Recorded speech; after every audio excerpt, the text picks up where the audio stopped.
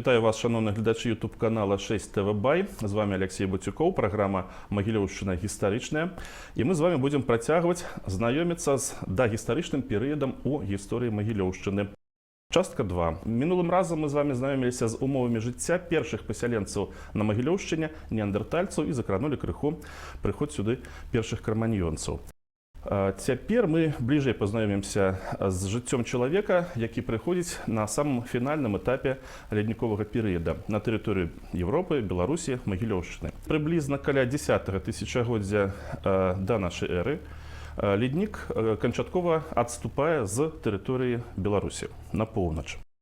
Следам за гэтым адступленнем сюды імкліва перасяляюцца людзі сучаснага тыпу, краманьёнцы, звычайна так называюць людзей ледніковага перыяду, краманьёнцы, которые актыўна засяляюць тэрыторыю Беларусі. Што сабой уяўляла тэрыторыя Беларусі ў гэты час? Ну, вось мы можам сабе гэта уявіць па аналогіі. Гэта прыблізна тэрыторыя, кліматычныя умовы якой нагадвалі сучасную тундру, можа лесатундру.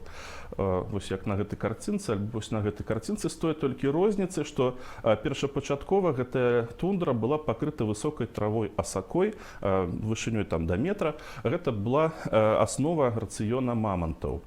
Так, маманты яшчэ ў гэты час існуюць, яны яшчэ не былі цалкам знішчаныя, альбо цалкам не вымерлі. Напэўна, яны выміралі не столькі з-за чалавека, колькі з-за таго, што ім не хапала ўжо месцаў для пражывання і харчавання. Апошнія маманты, наколькі зараз вядома, пераселяцца, яны будуць адступаць следам за ледніком і пераселяцца на выспу Врангеля, гэта каля Чукоткі, і пражывуць там прыблізна да 4-го тысячагоддзя да нашай эры. Што ж наконт людзей? Людзі ў гэты час, ідучы следам за адступаючым ледніком, ідучы следам за мамантамі, которые таксама адступаюць, ідучы за вялікімі статкамі паўночных аленяў, яны тут ладзяць свае часовыя прыстанішчы, часовыя стаянкі. Вось, уласна кажучы, гэтыя стаянкі і з'яўляюцца тым археалагічным матэрыялам, на аснове якога мы можам штосьці меркаваць пра першых пасяленцаў, пастаянных пасяленцаў тэрыторыі Могилевшчыны. Культура, которая проникает сюда, материальная культура, которая проникает сюда разом с людьми сучасного типу, атрымала ў навуцы назву грэнская культура. Это подтип больш шырокай свідэрскай культуры. У навукоўцаў выкарыстоўваюць у дачыненні да Могилевшчыны конкретно вось гэты тэрмін грэнская культура. Вось вы можете пабачыць на карце фіялетавым колерам адзначаны помнікі грэнскай культуры на тэрыторыі Могилевшчыны. Гэта Ворнаўка, Верычаў, Лучыцы, Журавель, Чыгірынка, Дальняя Ляда, гэта магілёўская стаянка. Гэта стаянкі таксама такія як Бароўка, Хвойная, таксама пад Магілёвам, стаянка Гайкоўка на Касцюковіччыне. Вось давайте з вами познаёмся са стаянкай Хвойная пад Магілёвам. Яна была раскапаная нашим вядомым археолагам Вячеславом Фёдоровичем Капытиным. Мы можем з вами бачыць, што людзі селіліся на такой раўніннай мясцовасці, не на ўзвышшах, як пазней яны будуць селіцца, калі будуць шукаць месца для абароны. Ну і вось гэтая плошча раскопа, яна паказвае нам прыблізна плошчу ўсёй стаянкі. Гэта невялікая па памеры стаянка. Што знойдзена? Усе рэшткі, которые тут знойдзены, гэта канкрэтна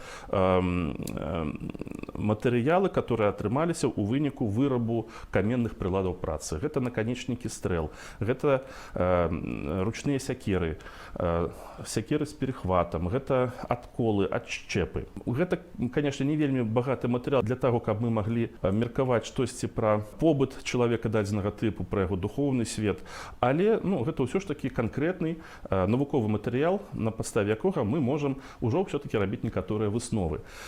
Чалавек гэтага перыяду пераходзіць ад стварэння цэласных каменных прыладаў працы да састаўных, да так званых мікралітычных. І мікраліты тэхналагічна нашмат больш прагрэсіўныя. Мікраліты – гэта невялікія адколатыя адмыслова адшчэпы, которые пры дапамозе смалы альбо асфальта замацоўваліся на касцяную альбо драўляную аснову. І такая прылада, яна нашмат больш эфектыўна, паколькі калі там на вялікім кавалку каменя адколецца вастрыё, надо цалкам рабіць новую прыладу. Калі адзін адшчэп адколецца ад гэтага састаўнога там, наприклад, наконечника коп'я, то дастаткова будзе проста замяніць один мікраліт. Выкарыстанне мікралітычных прыладаў працы сведчыць пра тое, што насельніцтва нашых земляў у гэты час перайшло да новага гістарычнага перыяду, да мезаліту. Мезаліт — гэта сярэдні каменны век, яго храналагічныя межы даволі шырокія і размытыя. Прыналежна да тэрыторыі Беларусі прынята лічыць, што мезаліт у нас быў у перыяд з 10-го тысячагоддзя да нашай эры і па 3-е тысячагоддзе да нашай эры. Так, ну і цяпер давайте крышачку таксама пазнаёмімся бліжэй з самім чалавекам гэтага перыяда. Гэта быў чалавек такога антрапалагічнага тыпу, который яшчэ нельга атаясаміць ні з якой расай. Ён меў адначасова і прыкметы еўрапеоіднай расы, і прыкметы негроіднай расы, і прыкметы мангалоіднай расы. У прыватнасці пра прыкметы негроіднай расы сведчаць доўгія канечнасці у людзей, которые вось у гэты час засяляюць Еўропу. У яго хутчэй за ўсё была цёмная альбо смуглая скура і, магчыма, хутчэй за ўсё, у яго былі светлыя вочы і цёмныя валасы. Чалавек гэтага часу, наколькі нам вядома, быў дастаткова высакарослы, нават па сучасных мерках. У прыватнасці тыя цэласныя шкілеты, которые былі знойдзены, гавораць пра тое, што рост чалавека мог дасягаць 180 сантыметраў. Мы, дзякуючы таму, што былі знойдзеныя пахаванні людзей дадзенага этапу, дадзенага перыяда, можам меркаваць таксама пра яго некаторыя побытавыя рэчы, вопратку, зброю, пра нават такі элемент, як дзіцячыя цацкі.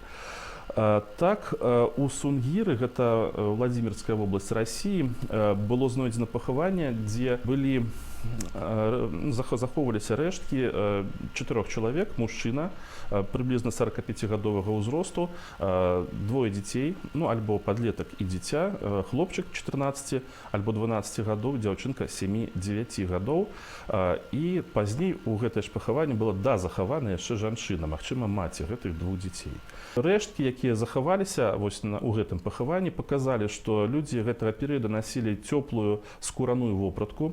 Людзі ўжо навучыліся тады шыць вопратку, дакладней, яны замацоўвалі розныя кавалкі скуры касцянымі іголкамі. Людзі дадзенага перыяда апраналіся прыблізна так, як апранаюцца зараз насельнікі крайняй поўначы, поўначы Сібіры, а таксама паўночнай Амерыкі, напрыклад, івенкі, эскімосы.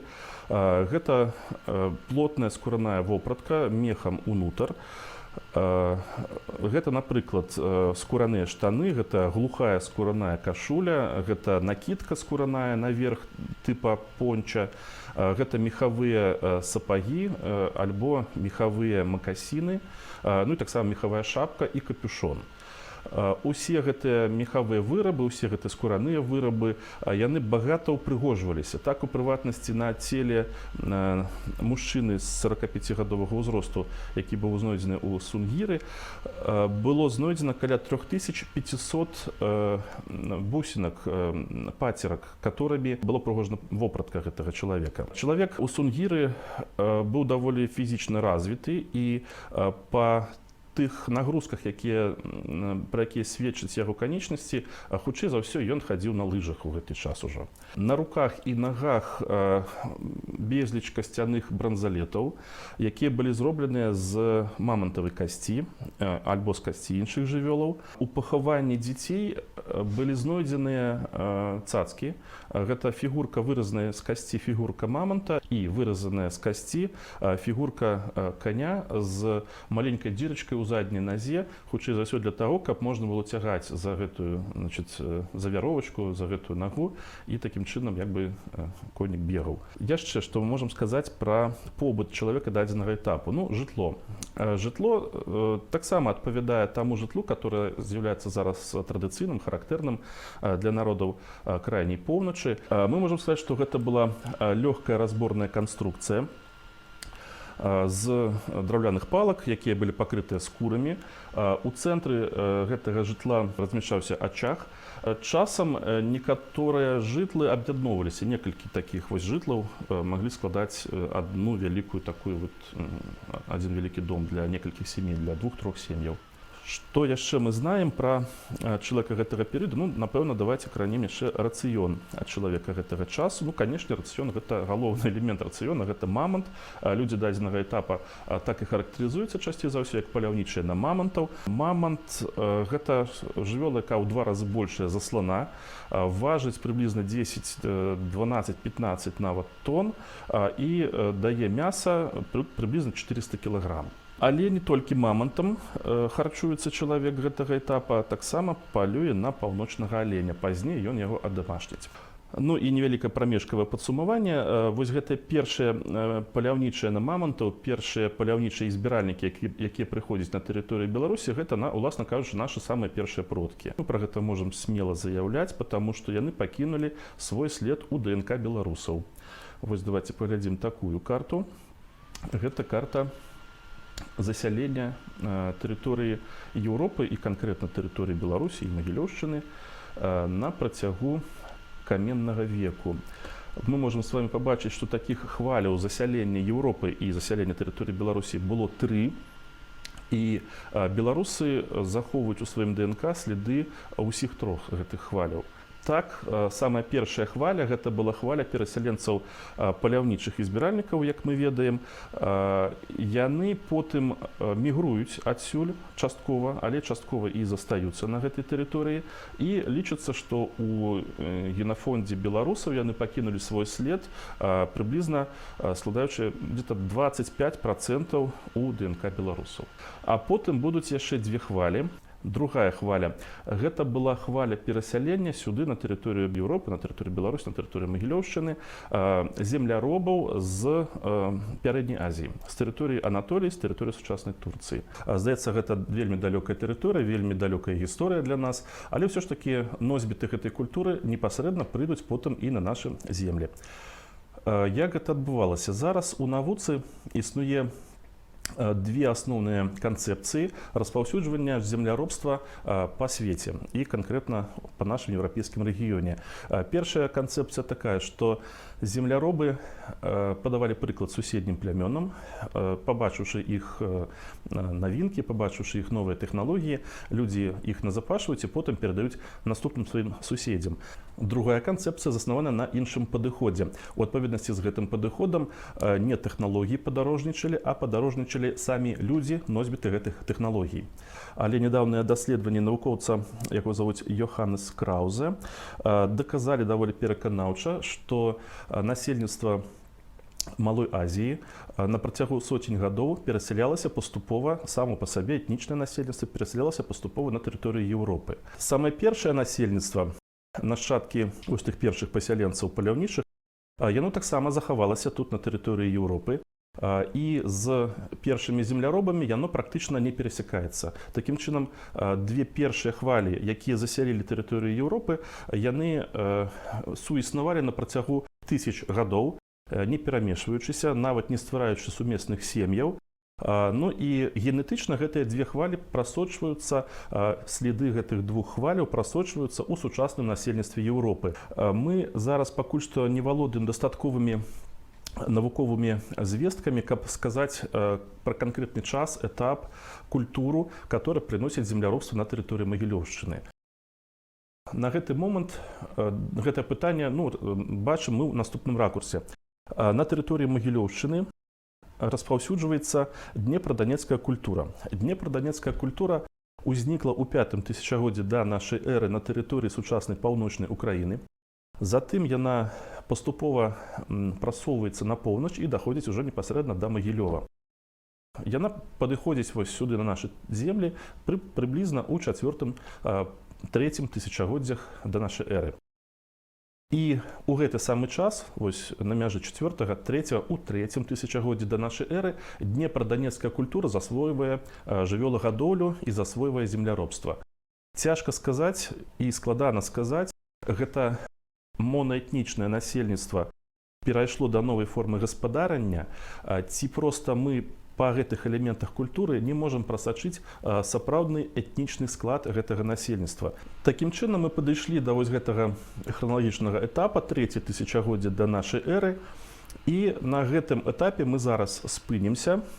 зафіксуем статус-кво. У нас на тэрыторыі Магілёўшчыны жывуць рэшткі паляўнічых і збіральнікаў. У нас жывуць ужо земляробы, самыя першыя земляробы.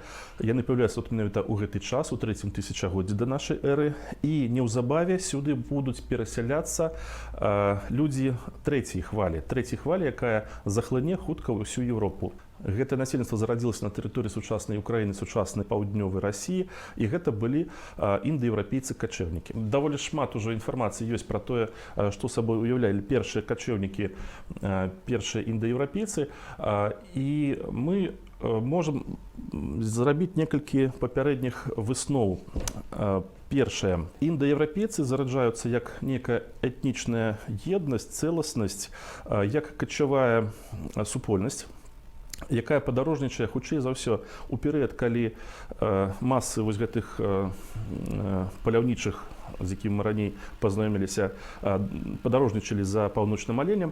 Вось гэтыя качэўнікі індаеўрапейцы, яны дзесьці крыху на поўдзень ад іх, таксама ў лесастэпавай, у стэпавай мясцовасці, падарожнічалі, напэўна, на шырыню ўсёй Еўразіі, а прыблізна ў 4-м тысячагоддзі да нашай эры яны сфармавалі некалькі этнічных супольнасцяў. Адна такая этнічная супольнасць будзе існаваць на тэрыторыі сучаснага Казахстана і паўднёвай Расіі. Яна дасць пачатак пазнейшым індыйцам, іранцам, скіфам. Гэта будзе такая інда-іранскае адгалінаванне індаеўрапейцаў.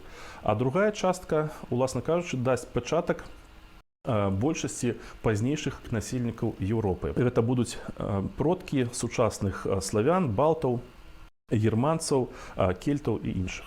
Тут вось на гэтым этапе 3-е тысячагоддзе да нашай эры суіснаванне тут паляўнічых, суіснаванне тут земляробаў і хуткі прыход, пачатак прыходу сюды індаеўрапейцаў. Я пакуль што спынюся. Насельніцтва гэтага этапа мы разгледзім з вамі ў наступны раз. Дзякуй, што былі з намі. Наступны раз мы будзем пачынаць з таго моманту, дзе мы спыніліся, ахарактарызуем насельніцтва канкрэтна гэтага часу. Ну, я запрашаю вас каментаваць, я запрашаю вас задаваць свае пытанні, я буду старацца адказаць на ўсе вашы пытанні. З вами быў Алексей Бацюкоў, гэта праграма «Магілёўшчына гістарычная», глядзіце 6 ТВ Бай.